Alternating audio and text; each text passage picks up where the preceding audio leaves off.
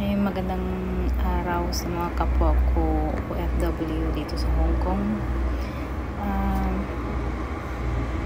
Kamusta po? Satisfied po ba kayo sa naging eleksyon? Resulta ng eleksyon kahapon. Ako ay disappointed kasi tatlo lang nilang umabas sa mga binoto ko. Yung sa Duterte, tatlo lang talaga. So, hawak ko ngayon dito sa Hong Kong. So, number 1 si Senator Bongo with 20,526 votes. Number 2 si Senator De La Rosa with 18,996 votes. Number 3 si Marcoleta Rodante with 18,488 votes. Number 4 Jimmy Bondoc with 14,340 votes. Number 5 Attorney Vic Rodriguez, 12,918 vote. Number 6 si Attorney Raul Lambino with 12,899. Number 7 is JB Hinlo, 12,568. Number 8 Philip Salvador with 11,948. Number 9 Doc Marites, 11,325. Number 10 Pastor Kibulo with 10,234 votes. Number 11 Gringo Honasan with 9,293 and 12 Tito Soto with 9,054. So yan yung result ng online voting natin dito sa Hong Kong. Ibig sabihin ba yung bumoto lang na mga sa sobra kalahating milyon na mga OFW dito sa Hong Kong, 20,000 lang ang bumoto. So sa mga OFW na nagrereklamo sa resulta ng eleksyon, wala kayong karapatang magreklamo kasi hindi kayo bumoto.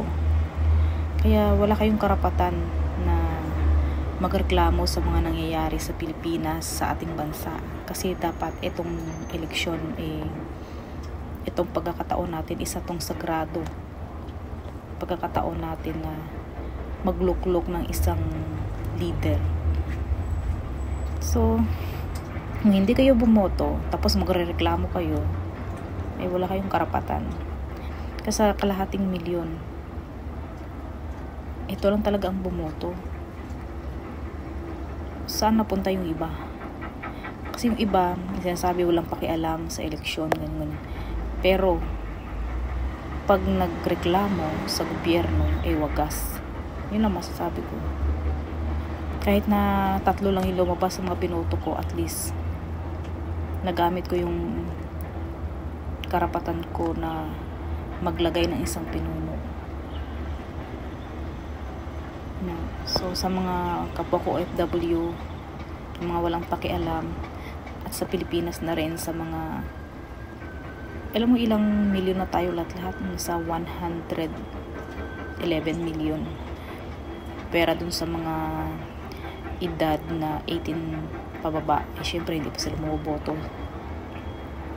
So yun. Kaya sa susunod na may kakilala kayo na mga nagrereklamo, tanongin nyo, bumoto ba kayo o hindi. Yun lang yun. Tsaka nagulat ako sa ng eleksyon kasi bakit saan nanggaling ang mga boto ni hindi ko naman mismo si Bam Aquino at saka si Kiko Pangilinan, pero ewan ko, nagulat lang talaga ako bakit nandoon sila. Tsaka nang hinayang talaga ako sa mga boto ni Attorney Vic at saka ni Attorney Raul Lambino, lalong-lalo na ni Pastor Kibuloy.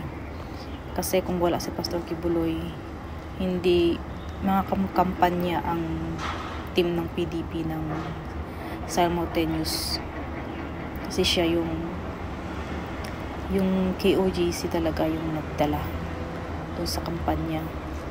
Kaya nanghihinayang talaga ako na maging asset ng bansa si Pastor, si Attorney Vic, lalong-lalo na, at saka si Attorney Raul Lambino.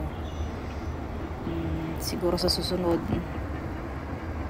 sana kung sakaling tumakbo pa sila, manalo na, lalong-lalo sa presidential elections sa 2028. Sa akin, kahit na 3 lang yung lumabas sa mga binoto ko, at least nag-participate ako at nagamit ko yung karapatan ko. Yun lang sa mga kapwa ko. So, sana susunod sa presidential election, mag-participate po tayo para in case na anong mangyari sa Pilipinas, may karapatan kang magreklamo. Okay, yun lang.